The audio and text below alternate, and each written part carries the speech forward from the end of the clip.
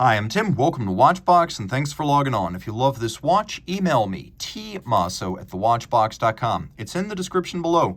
Your purchase and pricing email question line for buying this or any watch you see on any Watchbox platform. Please reach out to me directly for pricing. Email tmosso@thewatchbox.com.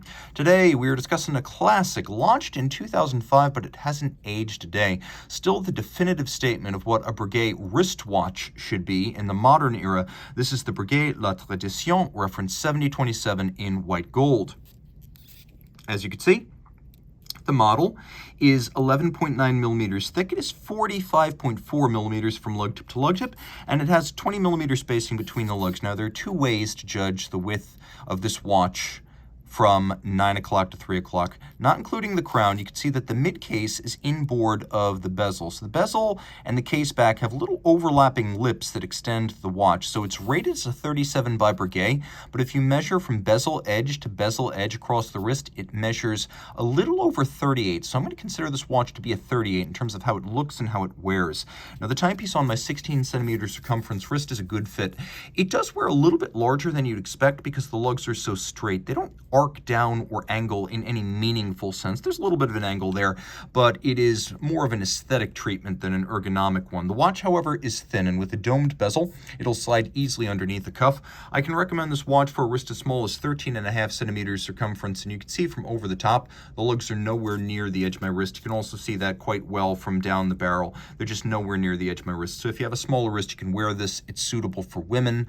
It's a unisex option, and it is very versatile. It's also for men who have a taste for more traditional sizes. The strap is high grade, large rectangular scale alligator leather. It's black semi-gloss. There's a little bit of bolstering, give it volume. It's got a folded edge, monotone stitch, calfskin on the bottom, and you can see that this is a Breguet factory strap in outstanding condition. And it's matched with a Breguet white gold pin buckle.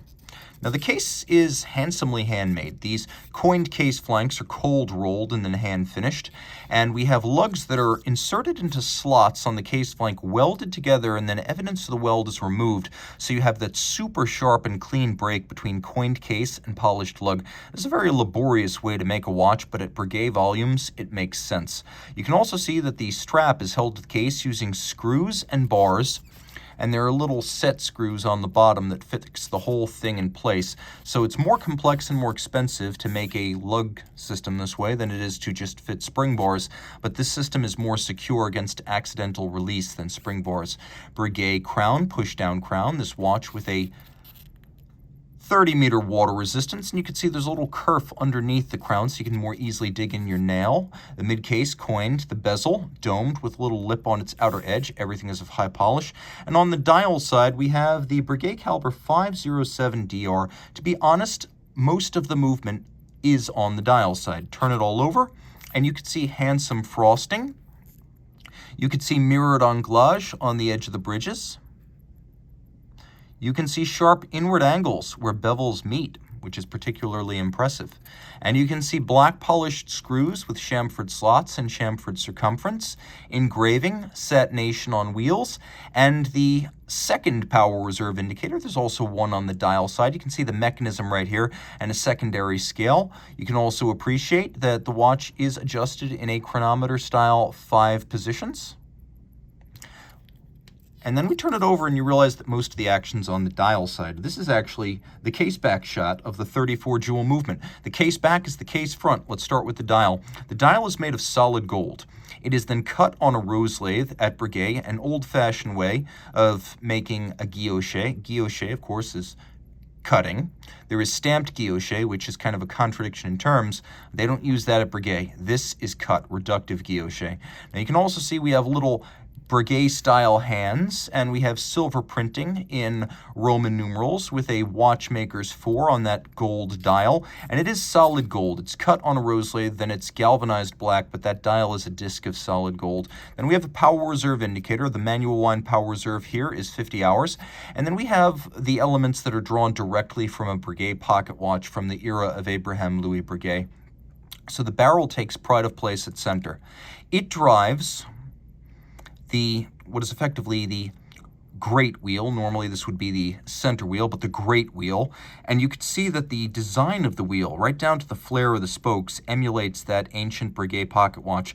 This is not the simple baton-style spoke design like a wagon wheel that you'll find on a modern watch. All of the wheels are handsomely satinated and silvered.